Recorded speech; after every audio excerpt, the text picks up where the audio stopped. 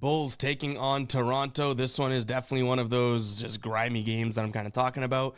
But there is a chance, and this is kind of crazy, there's a chance that I roll with Toronto plus the 5.5 points. I've seen a 4.5 out there, so I imagine this line is going to drop. If we can still get a 5.5, I don't mind it. Chicago was playing some good basketball. They've lost 2. Now they are on a back-to-back now. It was a tough game yesterday against this OKC team, so I'm not really giving them crap for losing. They did manage their minutes well, so I don't think the back-to-back is going to kill them ultimately.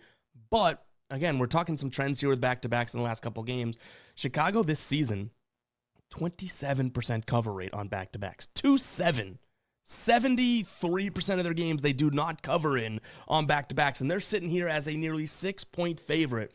Toronto, with the rest advantage over their opponents, 60% cover rate. They've also covered in 62.2% of their away games this season.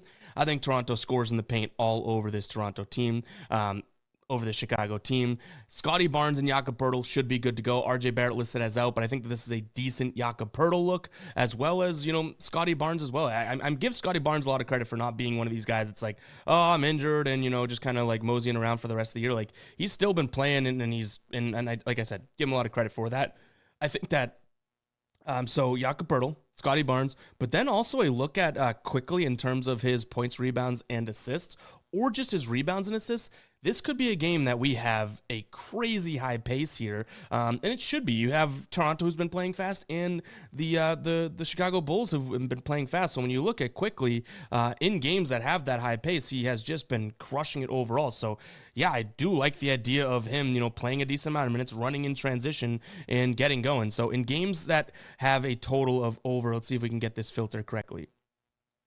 Games that have a total of over 228 in the last 7 of them, right? Last 7 here of 228 or more, which this one has 236. So obviously that is well over. He's crushing it here. He has 14. So out of the 7, 6 of them he's gone over. 14, 5, there was the under. 10, 14, 10, 10, 12. One of those games included playing against this Chicago squad. So yeah, kind of like the idea of him in this spot. That was just about, a month and a week ago. So Quickley could be a look as well. Decent amount of player props, but I do like his PRA as well as his just rebounds plus assists. But I like Toronto plus the points. I think that they can score in the paint and keep this one close. Chicago on a back-to-back. And like I said, both teams high pace. I'd be silly to take an under. Give me the over. Memphis taking on Golden State. Memphis coming off of a loss to the Celtics yesterday. This game means a hell of a lot more. They are the 5th seed. Golden State is the 6th seed.